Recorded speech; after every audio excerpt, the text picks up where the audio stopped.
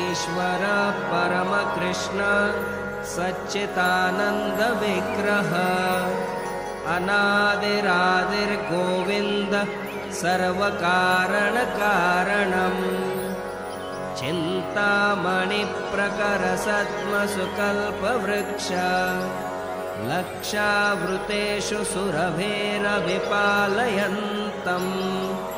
लक्ष्मी सहस्रशतसंभ्रमसेव्यमानम्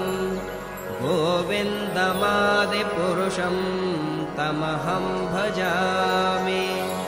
वेणुं कोणन्तमरविन्ददलायताक्षं बर्हार्वतं समसिताम्बुदसुन्दराङ्गम् कन्दर्पकोटिकमनीयविशेषशोभं गोविन्दमादिपुरुषं तमहं भजामि आलोलचन्द्रकलसद्वनमाल्यवंशी रत्नाङ्गदं प्रणयकेलिकलाविलासं श्यामं त्रिभङ्गललितं नियतप्रकाशं गोविन्दमादिपुरुषं तमहं भजामि अङ्गानि यस्य सकलेन्द्रियवृत्तिमन्ते पश्यन्ति पान्ति कलयन्ति चिरं जगन्ते आनन्दचिन्मयसदुज्ज्वलविग्रहस्य गोविन्दमादिपुरुषं तमहं भजामि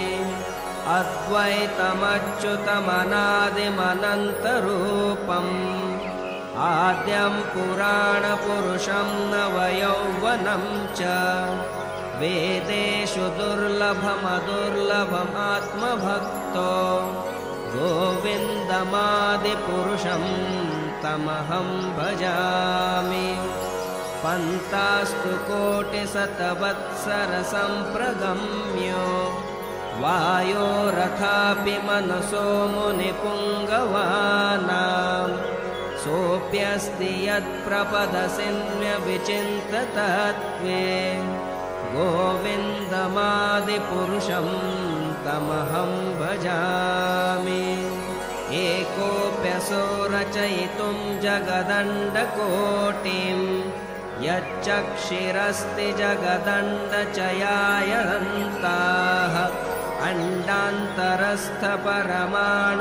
अण्डान्तरस्थपरमाणुचयान्तरस्थं गोविन्दमादिपुरुषं तमहं भजामि यद्भावभावितधियो मनुजास्तथैव सम्प्राप्य रूपमहिमासनयानभूषाः सुक्तिर्वमेव निगमप्रतिगैस्तुवन्ते गोविन्दमादिपुरुषं तमहं भजामि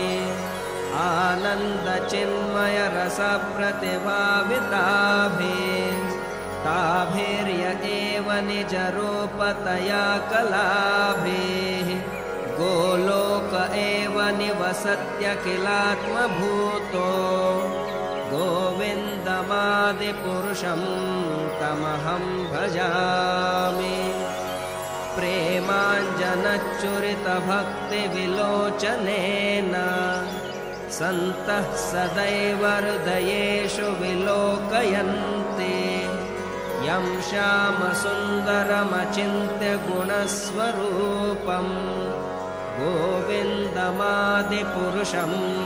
तमहं भजामि रामादिमूर्तिषु कलानियमेन तिष्ठन् नानावतारमकरोढुवनेषु किन्तु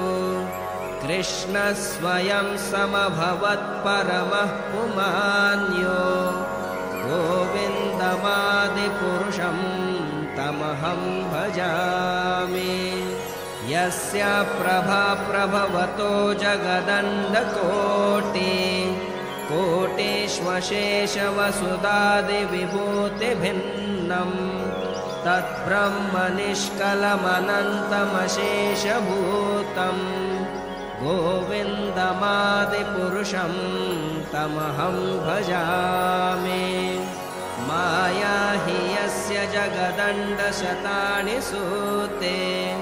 त्रैगुण्यतद्विषयवेदवितायमाना सत्त्वावलम्बि परसत्त्वं विशुद्धसत्त्वं गोविन्दमादिपुरुषं तमहं भजामि।